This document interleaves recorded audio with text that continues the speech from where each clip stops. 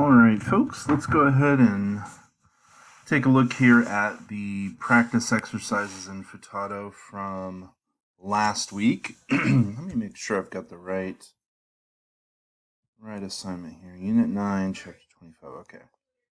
So this was the chapter on hollow verbs, and obviously hollow verbs are a weird situation.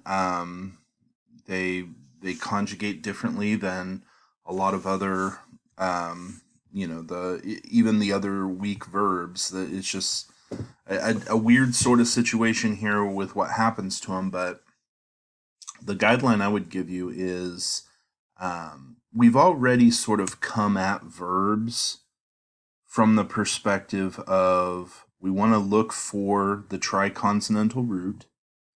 And so let's take number 2 here for example. I've got 4 letters. Well, that's more than I need. I want 3 letters in my root, even in the case of hollow verbs where one of those letters, the middle letter, is a vowel letter, I should say.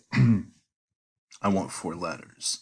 So here, as I look at this one, I'm pretty sure that shurik is more likely a suffix than sin would be a prefix. Sin never gets used as a prefix. So shurik, we can get rid of that. We're left with sin, mem, nun. All right. Now, if this were the root, which again it's not, we'll get to what the root is, but I want to walk through sort of the process. If this were the root, sin, mem, nun, then we would have to try to figure out, okay, so what is the conjugation here? It's not going to be imperfect because there is no prefix. It's not going to be jussive. It's not going to be cohortative. It's either going to be perfect, a participle, which it's not a participle because a participle isn't going to end in a shurik. So it's either going to be perfect, imperative, or infinitive construct. So let's start with the the imperative and the infinitive construct. If this were infinitive construct, we would expect to see a shava in R1, which we do not. Now, there are some verbs that are going to have, basically you get a situation where let me put it this way. The only time that you're going to see a non-shava vowel in R1 for the infinitive construct that I can think of right now is either a sere or a kametz chatuf. Those are the only R1 vowels that will work inside of an infinitive construct. So we know that that's not the case here. This is not an infinitive construct. Imperative is going to be either shava or hirik in R1. And that's not the case here either. So this must be if it's sin, mem, nun, then all we're left with is the perfect. All right, but here's the problem with the perfect. If this were perfect, the shurik suffix would tell us 3CP, third common plural, cal perfect. But we would have a kametz here. And so even if sen, mem, nun were the root, none of our options, perfect, imperative, infinitive construct, none of it works because the vowels don't work with any of those. So what if instead of sin, mem, nun being our root, what if our root is sen, mem, and nu is our suffix? Okay, well, nu is a suffix. Nu is a suffix in the cal perfect. And why am I thinking it? I guess that's it. For some reason, I'm thinking nu is a suffix elsewhere as well. I'm pretty sure it's just cow perfect. Drawing a blank anywhere else. And frankly, I know this is cow perfect, but um, so that would mean that we're left with as our root a sin and a mem. Okay, so we need another letter somewhere. Are we missing a letter from the end, which is almost always going to be a hey? Well, if that were the case, when we add a consonantal suffix to a third hey and the hey drops out, we get a heric yod connecting vowel. We do not have that here, so we're not missing a hey. Are we missing something from the front? Well, in the perfect, the root doesn't draw, or the root letters don't drop off the front because we don't have any prefixes. So this isn't going to be missing something from the front. Here is a perfect example of where what we're missing is a vowel in the middle.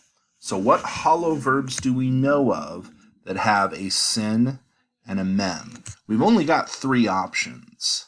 This is either seem, som, or sum. All right, those are our only options. Now, if we don't recognize any of those, we can go to our lexicon and look up those options and see which one is verbs. And maybe we have more than one. At that point, what we have to do is translate it in context and figure out which verb makes more sense in context. But here, the only one that we've had with a sin and a mem is seem.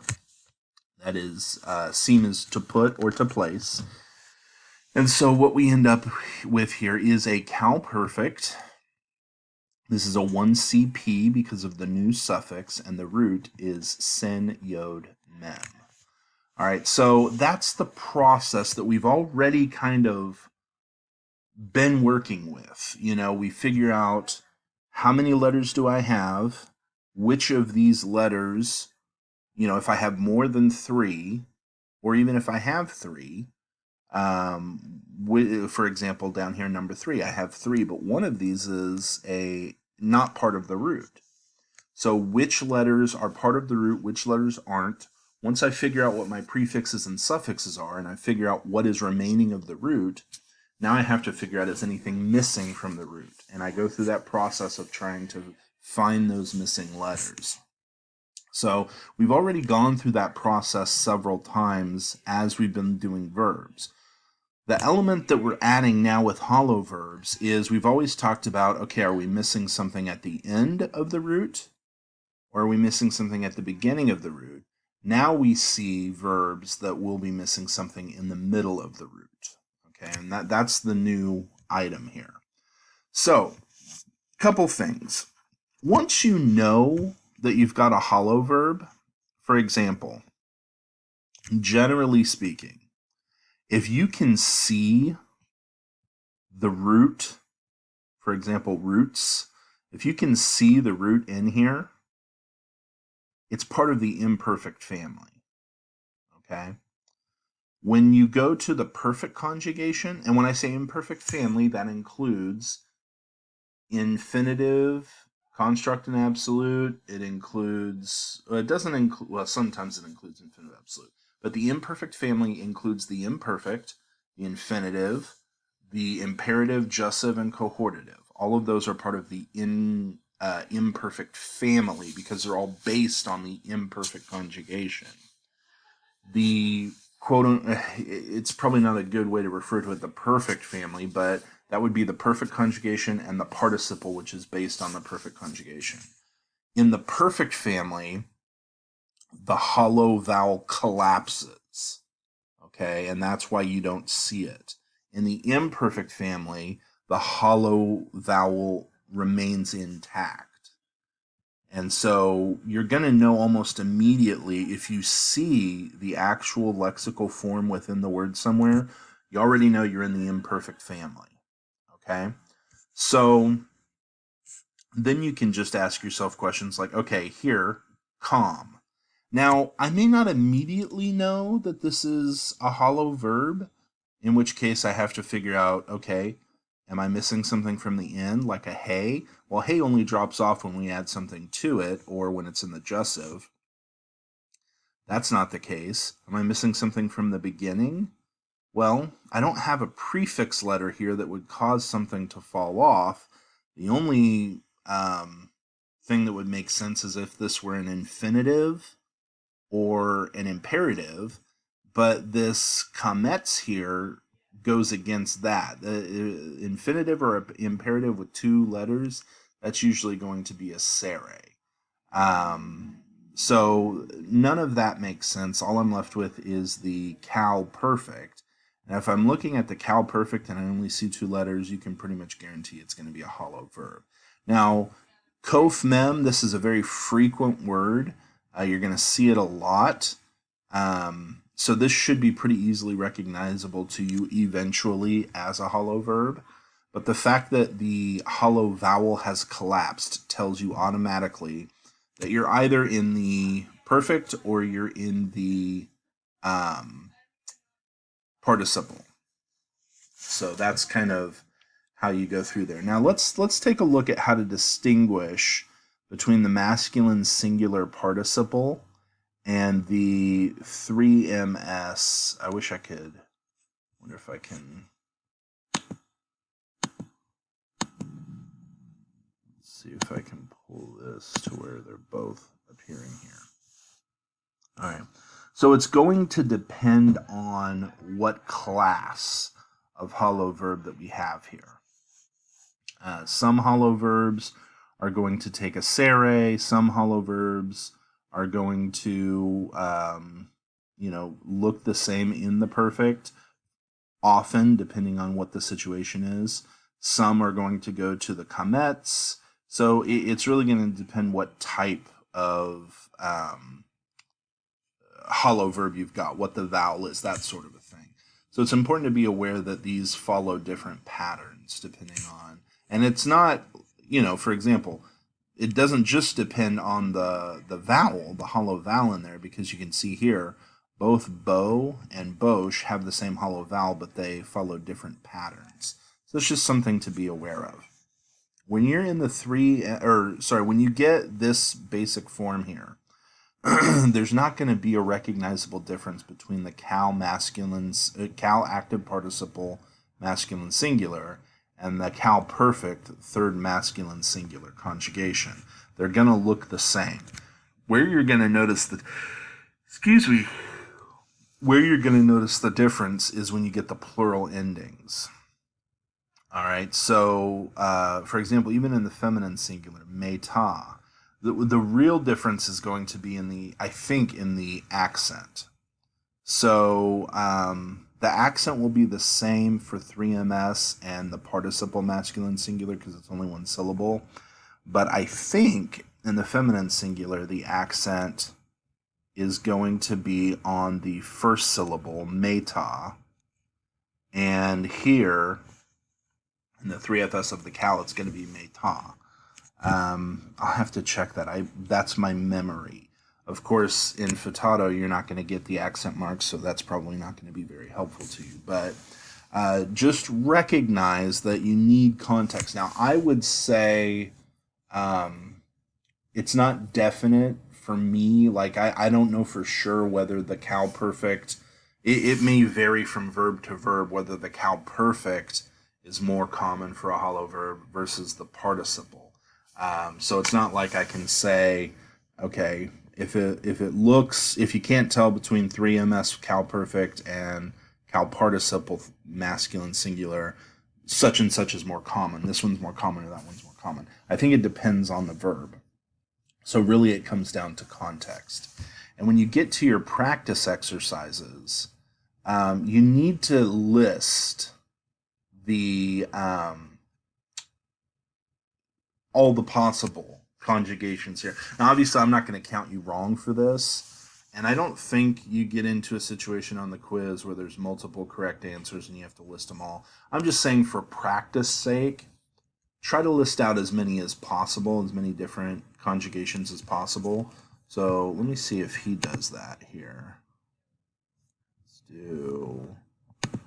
Sorry if you can hear my wife in the background. We're both trying to work from home today, and our 4-year-old daughter is with us, so it's a noisy house. But yeah, so here he lists both. He lists the cal perfect and the cal participle. That's what you want to do, just because it's going to remind you that both of these are options. And when you're translating Hebrew, you want to know what all the options are, because that may significantly impact the way you translate a verse. So, we've done that before with the imperfect third feminine and second masculine singular. So we're just doing the same thing here with the cal perfect 3ms versus the cal participle masculine singular. All right, so let's go back up here and run through these exercises. Now that I've sort of walked through the process there, I'm not going to just give you all the answers because you've obviously got them in the back of the book here. But, calm, I don't see I know that I recognize this as kum. I don't see a shurik, and so that tells me cal perfect family, the perfect family, I should say. And whether this is perfect or participle, I can't tell without context, so I need to list both of those. The second one here we already did. Third one, bata. I recognize ta as a suffix. That's a cal perfect 2ms suffix. And that ta suffix isn't going to appear anywhere else. And so that's pretty straightforward. Cal perfect 2ms from bow is going to be, and again, this is where if you don't know what the vowel is, you don't recognize the hollow verb, then just go look up hollow verbs under, bait, and see which one ends in an aleph, and see if you have multiple options. Some of these you might. So, I'm not saying that, be is a Hebrew verb, but there may be certain combinations of R1 and R3 with a different vowel that mean different things. So go look those up if you need to. All right. Shavu, here we've got the shurik suffix. And because I've got a kametz here, because I've got an A-class vowel, I'm going to lean toward the perfect just sort of automatically here. It's possible that this is, and I should be careful, I guess, because there are going to be times when you might have the infinitive construct. Basically, the infinitive is either going to be R1 shava, R1, I'm not sure it ever becomes hirik. That would be the imperative. But R1 kametz hatuf is going to happen in the infinitive construct a lot of times when you add a pronoun suffix, okay? So a pronoun ending to indicate either the subject or the object of the infinitive, you're going to have a kametz hatuf here. Now, this is not the, what we have here is not the case because the shurik doesn't function as a pronoun suffix. This would be holam vav or something like that. So here, I've got a shurik suffix, I've got no prefix, I don't have a shava or a hirik here. This A-class vowel tells me that I'm in the perfect family. And so is this going to be perfect or is this going to be participle? Well, the fact that I've got a shurik here tells me that it's perfect. The shurik doesn't go on the participle. And so that's going to be the cal perfect 3CP of shuv. And I only know it's shuv rather than shev or shov because shuv is the vocabulary word that we've had with a shin and a bait. Number 5, tahrutz. All right, so here I see roots. I know that I'm in the imperfect family. I have a prefix, so I know it's not imperative or infinitive. So the only other options are imperfect, cohortative, or jussive. All right, in the jussive, once again, I'm sure he covered this here. Let's take a look at the jussive. Yep, okay, so you get a shortened form here. Usually, the shurik or the holam hollow vowel is going to go to holam. Sometimes you might see it go to the kibbutz, but you're going to have an O or U class vowel when you've got the vav as the hollow letter. When you've got the yod, the hirik yod, as the hollow letter, it's going to go more often to the sere here. All right, but that jussive will cause a shortened form. The jussive is the exception to that. You see the full form of the verb in there. So let's go back here to the practice. We've got tarutz. So I know it's in the imperfect family. I've got a prefix. It's not imperative because I have a prefix. It's not infinitive because I have a prefix. It's not jussive because I still see my hollow vowel. It's not cohortative because cohortative would only be an aleph or a noon prefix, and I would probably have a comet's haste suffix. So all I'm left with is the cal imperfect. The tav prefix tells me this is either 3fs or 2ms, and the root is roots. All right, number 6, same situation. I see the verb. I see the hollow vowel. That tells me I'm in the imperfect family. I'm not infinitive or imperative because I have a prefix. I am not cohortative because I don't have the comet's haste suffix, even though I have the aleph here. I know I'm not jussive because, one, I'm in first person. I don't think you see jussives in the first person. But I'm also not jussive because I've got my full hollow verb or hollow vowel here. So what I'm left with is the cal imperfect 1cs from bean. All right, number 7. Again, I see my full hollow verb here, so I know I'm in the imperfect family. I've got a prefix, so it's not infinitive or imperative. It's not jussive either because I've got the vowel. It is not cohortative because I don't have a first person prefix. So all I'm left with is the cal imperfect. The tav, I should say the shurik indicates plural. The tav shurik indicates 2mp. If this were 3mp, it would be a yod shurik. 3fp would be a tav na suffix, and 2fp would be a tav na suffix as well. So my root is bow. Number 8, ramim. Okay. This one could be a little bit tricky if you're not careful because of the vowel pattern here. First thing we have to recognize is resh is not a prefix. So we're so used to seeing this long vowel right before the final that my first thought was, okay, meme. I don't recognize that as a vowel or as a verb. What is meme? Then I realized, oh, this is just the hirik yod mem suffix of the participle. So what I was thinking is if this was meme as a verb, hollow verb meme, mem hirik yod mem, then this would be a prefix. But resh isn't a prefix. That doesn't work. The reason why I thought it was a prefix was I see this comets out here, which I usually see in the imperfect. But resh isn't a prefix. So resh is actually part of my root. Now I've got a hirik yod mem suffix, so that tells me participle. So I've got a cal participle, and it is masculine plural, no person on the participles. Cal participle, masculine plural. And the root is going to be resh mem with some vowel in there. So have I had ream? Have I had roam? Or have I had room? Well, room is a verb that I recognize. Again, when you're reading a book of the Bible in Hebrew, you got to expect you're going to come across vocabulary that you've not seen before. So you can't just assume that it's the verb that you've already learned, because there may be another verb with a different hollow vowel that you haven't learned yet. So it's always safest to check the lexicon and find out, do these two root consonants appear with other hollow vowels, or is it just, for example, here, shurik, is it just room? All right, but this is room. All right, we're going to go number 9 here. We've got shimu.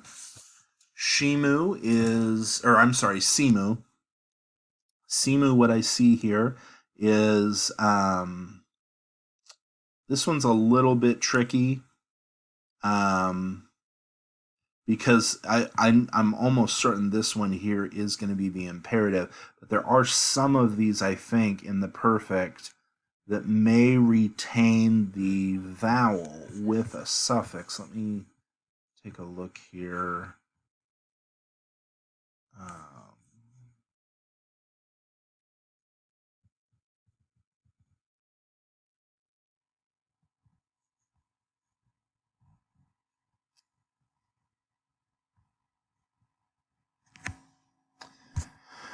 this is the kind of thing that I'm talking about. Boshu, and it's actually pronounced Boshu, with the accent on the first syllable here. This is not the case with seam. Seam does not do this. But there are some where, like for example, Bosch, Boshu, Boshnu, where you are going to have that full vowel, that full hollow vowel in the perfect, and that can get a little bit tricky. But seam does not do that. So the way that I account for that and the shurik is I've got an imperative. Let me go up here to the imperative. So here I've got, for example, like kumu, simu is my 2MP version. So let's go down here. Simu. All right, so I've got the full root, but I don't have a prefix. So this is either that special case in the perfect, which I don't know of any other verbs besides bow that do that off the top of my head, but there may be some. So you just got to be careful here. But more likely, this is a situation where I've got an imperfect family, because I've got the full hollow vowel, no prefix, which means I've either got an infinitive or an imperative. And I know that it's imperative because I've got the shurik suffix, which is the 2MP suffix for the cal imperative of seam. All right, so number 10, we've got ba'ot, ba'ot. So here again, we've got bow, but we've got this ot suffix. Now this could be a little bit tricky because this actually looks almost like an infinitive construct of a third hay. So if ba'a, bait olive hay, were a verb, this would look a lot like the infinitive construct of that verb. The problem is it would actually have to be an infinitive absolute, if anything, which the infinitive absolute I think would actually be ba'e. I think the infinitive absolute for a third hay has the sere hay ending. But here the issue why this is not an infinitive construct of ba'a is because we'd have a shava here if this were an infinitive construct, and we do not. So that tells us that this ot is likely a feminine plural ending. Well, when do we have a feminine plural ending on a hollow verb? That would be, well, I should say, when do we have the holem vav tav feminine plural ending on a hollow verb? That's going to be in the cal active participle. It's going to be the feminine plural of bow. Number 11, this one is the infinitive construct because I've just got the lexical form. And remember, for hollow verbs, the infinitive construct is the lexical form. With mote, it's actually possible that this is infinitive absolute. These holem vav hollow verbs they're going to look the same whether they're infinitive construct or infinitive absolute, because the infinitive absolute of any of these hollow verbs is just going to shift the hollow vowel to a holem vav. So this one could be, and I wonder if he points that out in his answer. That was number 10. Let's take a look here. Nope, 11. Okay, so that's because it's moot. That's because I got it wrong. So mote is moot. Moot is our lexical form. I had thought that mote was the lexical form because I'm so used to seeing mote, but since moot is our lexical form, we know it's infinitive absolute because the shurik has changed to a holem vav. All right, very good. Let's go to. All right. Number 12 here, we've got Yevoshu. Yevoshu. Now, this one is. Um, I'm actually not certain why this is a Sere instead of a Comets. Let's take a look at the chapter here.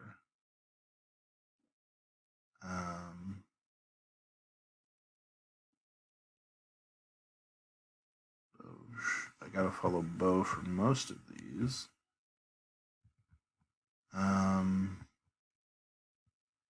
Yeah, it would be great if he explained why Bosch.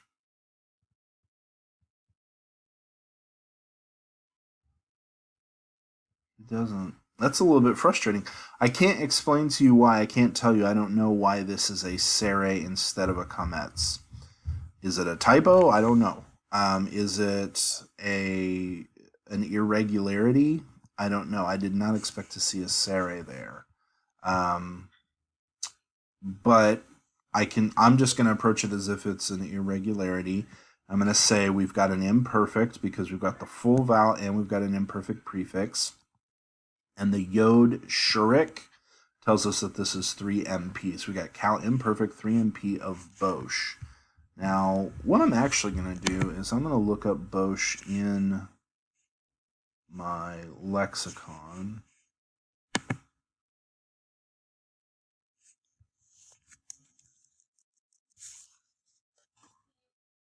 Let's see here.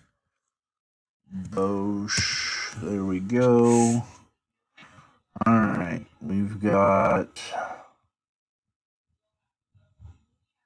I'm looking for. Okay, so here it is the way it works. We've got seres here in the imperfect. So a note on that would be helpful, but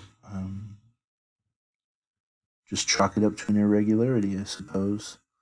All right. Here.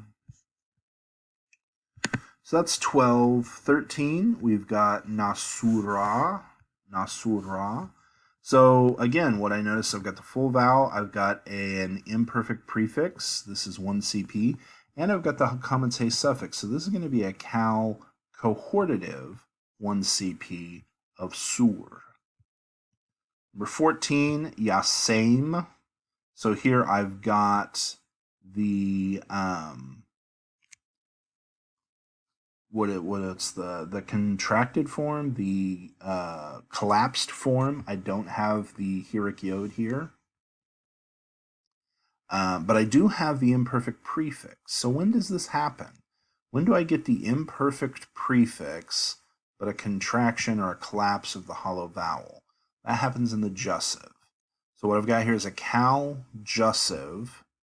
This is going to be a 3ms of seam.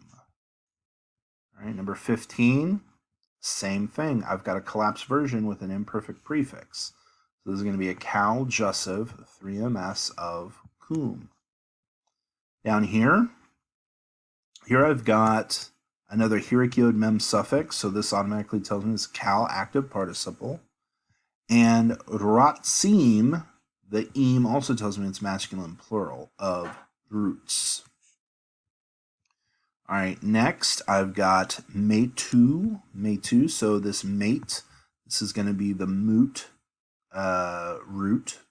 So this is, to die, basically. We've got a shurik on the end, so that's going to be a cal imperative 2MP of moot. All right. Next, we've got, actually, let me check that against the cal perfect 3CP. What would that look like? Yeah, cal perfect 3CP. So what is the imperative? Of course, they don't give us moot. I guess the imperative would be mutu, not metu. That's the difference. So this is cal perfect 3CP, metu. What I said was cal imperative 2MP, but that would be mu2 rather than me2. All right, next number 18, we've got boshi, boshi. So here we've got the full form, uncollapsed. We've got a hirikyode on the end. This, to me, there's a couple options here. Actually, I think the option I'm thinking of doesn't work. Okay, there are two options. One of them, the one that he's going to go for here, is the imperative, the cal imperative 2fs. That hirikyode is the 2fs suffix for the imperfect and the imperative. We're missing the prefix, so this is a cal imperative 2fs. The other option here, though, would be an infinitive construct with a 1CP suffix. Now, I may be wrong about that.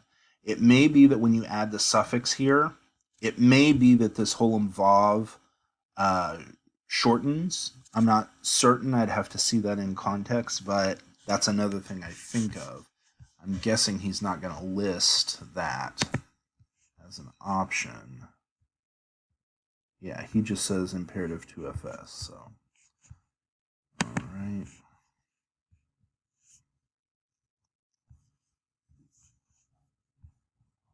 So that was 1819. Mata. So here is doggish. Where is this coming from?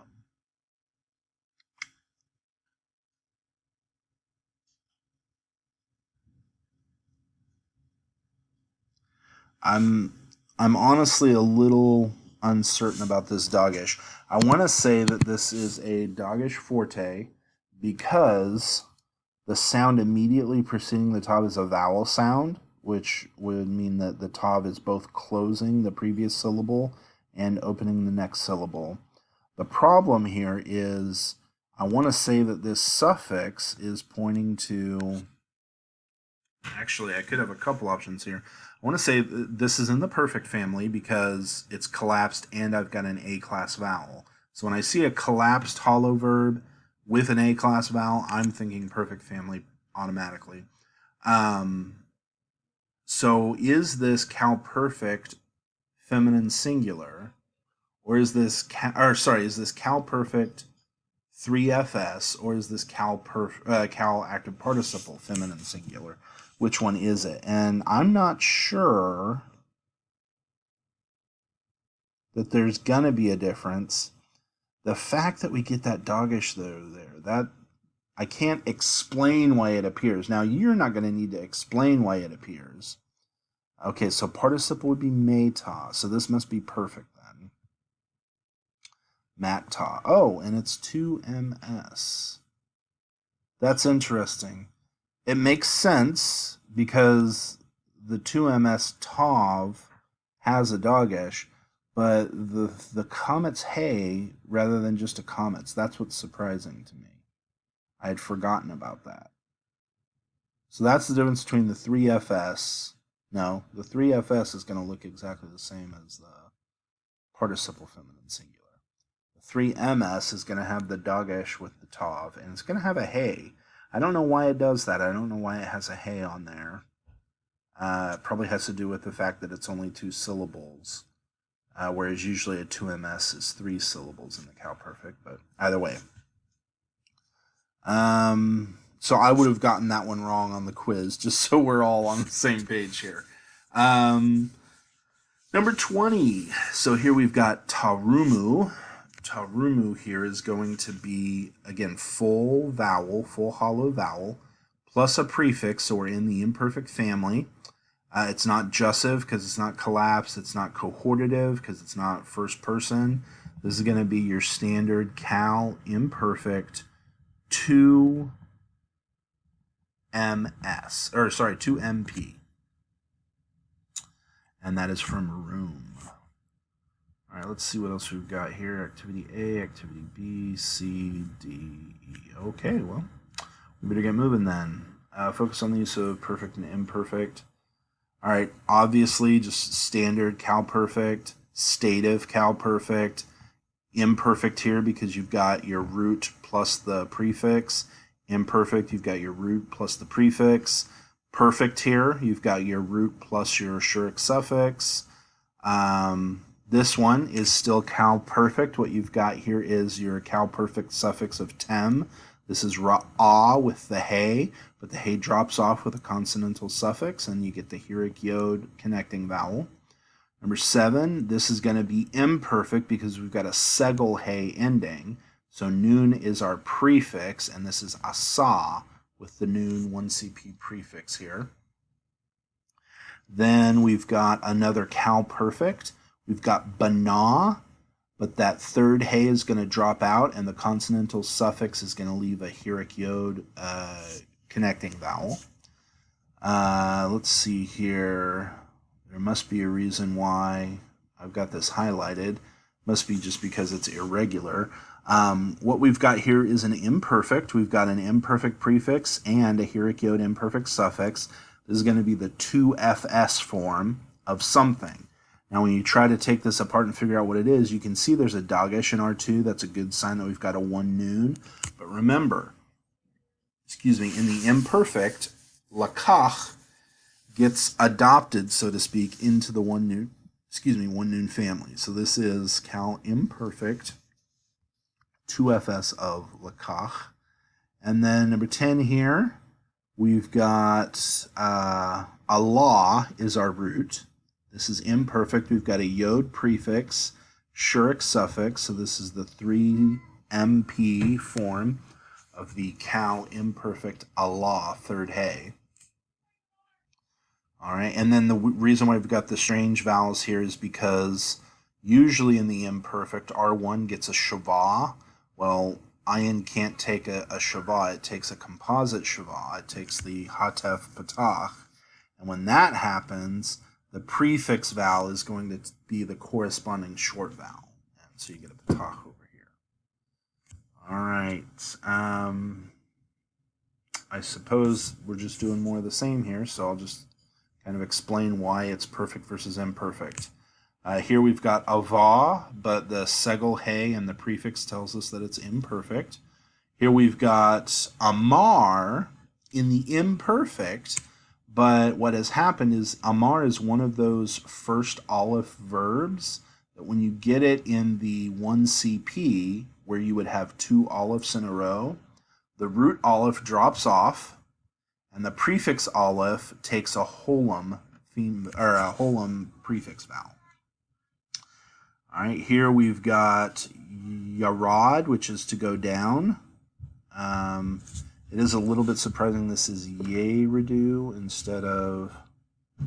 So that tells us that this is not perfect then. The sere tells us that we've got the sere pattern that we would see in an imperfect 1 yod vav. So this is not the root yod, this is the prefix yod. The root yod has dropped off. We would have a sere under yod and a sere under resh, except the resh sere has had to reduce to a shavah to make room for the added syllable that the Schurig brings in. Number 4, we've got matzah with the 1CS suffix, so this is cal perfect. Number 5, we've got Allah with the cal perfect 2MP suffix. When we have a third hay with a consonantal suffix, that hay drops off, we get a Heuric yod connecting vowel. Number 6, we've got yashav, but it is a 1 yod in the cal imperfect, so the 1 yod drops off. The prefix aleph comes in, and we get a sere pattern. Number 7, we've got natan. This is in the cal perfect 2MS. That tav kametz suffix is the 2MS suffix. And basically, since we had a tav closing this syllable, we had a noon closing this syllable, natan. Anytime we have a noon closing a syllable, it will assimilate into the next letter.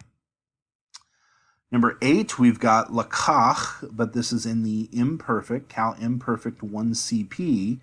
the lakach in the imperfect will act as a one noon, and so it sort of hides inside of the kof here, and the noon here is part of the prefix. So this is one CP, like I said. Number 9, we've got basically halach. But remember, halach in the imperfect gets adopted into the one yod vav family. And so it's going to get a sere pattern.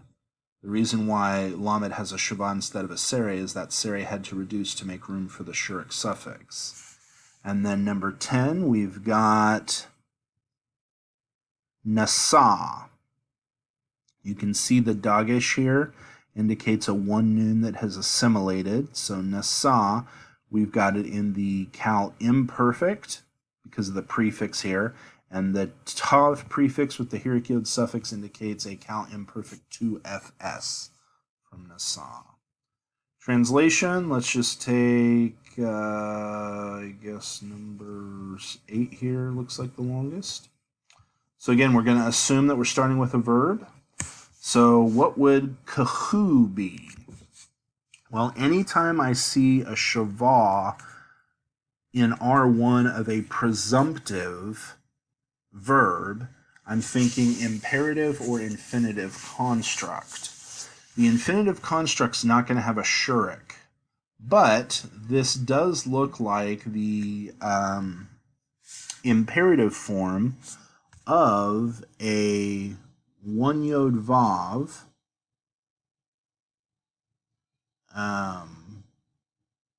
That's the weird thing about lakach. In the imperfect, lakach acts like a one noon, where the lamed assimilates into R2. Maybe we could say that's what's happening here. It's just that it's not gonna, the kof isn't going to keep its dagesh when there's nothing in front of it, so it just loses the lamed altogether along with the prefix. That might be one way of thinking of it. And we'll just go with that for now, because that's probably the easiest way of thinking about what's going on here. So, but this is lakach. You're not going to find very many Hebrew verbs that have a kof chet next to each other. So lakach is what this is. And it's not infinitive construct, like we said. That wouldn't have a shurik, but imperative would. So this is a kal imperative 2MP of lakach, which means take or seize. So this is a command to a group. Take or seize. Seize what? Hakesef, so the silver or the money. And also seize what? Seize hazahav, the gold. So take the silver and the gold. La shomer. All right, this is interesting. The dagesh here might make you think you've got a one noon that's assimilated, but what we've actually got more obviously here, shomer, we've got the holum sere pattern that we see in participles. So this is a participle form of shamar, which is he kept or he watched or he guarded. Shomer is going to be the one guarding or the guard. And we see that the lamed here has the patach dagesh pattern to indicate there was a definite article. So take or seize, we're going to go with take because of la shomer. Take the silver and the gold to lamed, to the guard, which, that, who, to the guard that Yasim will put, who will put, Yasim is kal imperfect 3ms. Here we've got our definite direct object marker with the 3mp suffix, who will put them babait, in the house. So take the silver and the gold to the guard, who, or that which, will place, he will place them in the house. All right, let's take a look at Deuteronomy 12:1.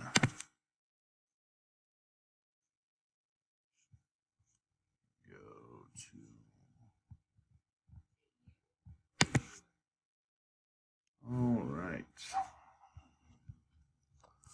Let's see what's actually included over here. Ayla through. This is probably the whole verse. All Adama. Yep. All right, so let's look at the whole verse here. Ayla, these ha hukim. Ha hukim is going to be the statutes, the ordinances. So these are predicative because we have got no definite article here, but we do here. These are the decrees, statutes, ordinances, and the decisions or judgments which Tish Maroon. Now, let's go over here real quick.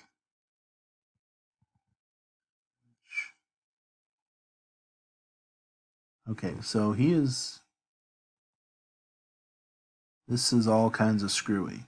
He does keep Tish Maroon, but he's got a note here in C. This form is the preposition plus the infinitive construct, the three FS object suffix. Okay, well, he doesn't explain what's going on here with the noon, which is going to throw you off. So this noon, where's it at? Over here. Okay, this basically, well, actually, wait a minute. Is he saying...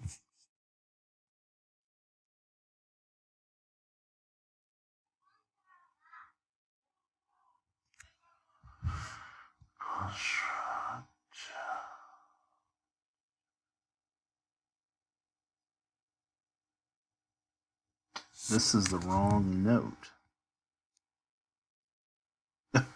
Okay, so note B should be on here. Note C should be up here. Okay, so B is going to explain what's going on with the noon here.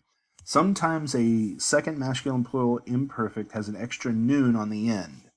There is no effect on the meaning. The sense of shamar here is guard or be careful. Now, what that basically means is this is sort of just a spelling variation. There's not a real clear rhyme or reason for why this noon appears at the end of a word sometimes, but you will, as we continue, you'll see that noons kind of pop up in places where you don't expect them for whatever reason. It's not like this is the a versus an in English where you're putting a consonant between two vowels. As you can see, there's not a vowel here, but anyways, these are the decrees and the judgments which Tish Maru. So let's just ignore this noon. Tish Maru. We've got Shamar here. We know it's imperfect because we've got a Tav and a Shurik, so that's 2 MP. So which you all will keep, be careful, or sorry, which you all will. He's saying be careful. So watch yourselves, which you will look out for. Be careful is how we're going to translate in English because of this word. This word here is asa in the infinitive construct because third hey infinitive construct switches to holam vav tav ending. So asot, to do, and then lamed just adds to this, purpose idea that you will be careful to do. So these are the decrees and the judgments which you will be careful to do. Ba'aretz, bait in, comets, the land, which he gave, the Lord your God, which the Lord your God gave, avotecha, which he gave fathers, avot, fathers, echa, your fathers, which the Lord your God gave your fathers, lacha, to you, for you. So this is not direction, this is purpose again. For you to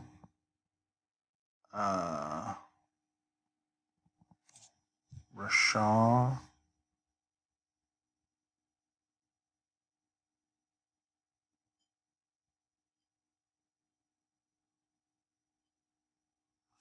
Rasha. Yarash, that's what it is. Okay. I'm like, Rasha, I don't quite understand. This is very hidden here because we would usually have a sere, but because we've got so many suffixes here, that sere had to shorten to a heric. So this is not Rasha, which I thought. This is Yarash. For you, the land which he gave, the land which the Lord your God gave your fathers, for you to inherit it. This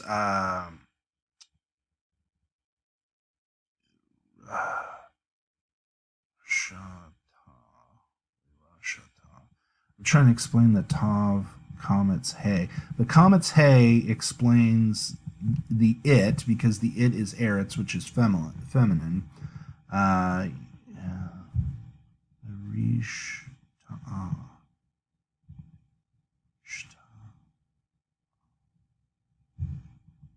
I'm not sure what the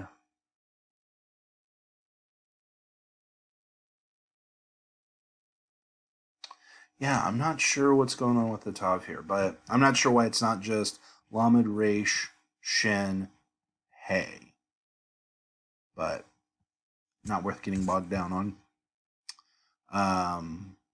For you to inherit it all of the days which Atem, you all, are living. This is kaya with as a participle, which oh no, this is just adjective. So what is it modifying if it's an adjective? Which you are alive, I guess. Which you are alive, all the days that you are alive upon the ground or upon the land. So these are the decrees and the judgments that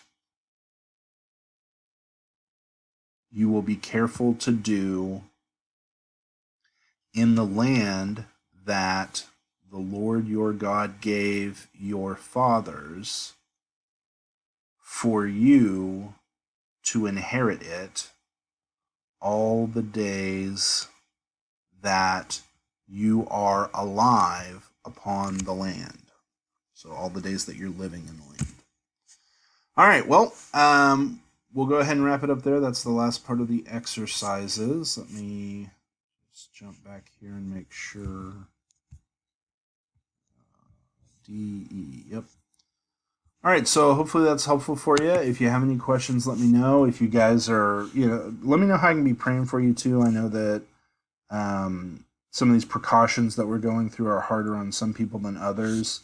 So I want to, be thinking about you guys, praying for you, making sure that this semester goes well despite all these hardships and frustrations and difficulties. So don't hesitate to let me know if there's anything I can be praying for, anything that I can do for you.